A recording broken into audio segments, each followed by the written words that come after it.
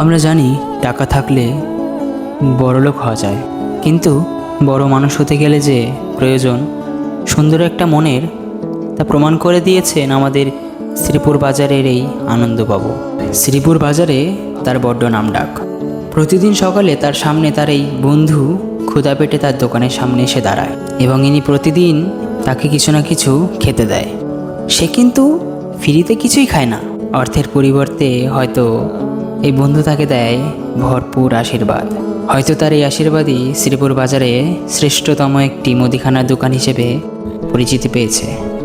আমাদের সমাজে এমন অনেক মানুষই আছে যারা পারে সবাইকে সাহায্য করতে, যারা পারে গরিব মানুষদেরও সম্মানের চোখে দেখতে।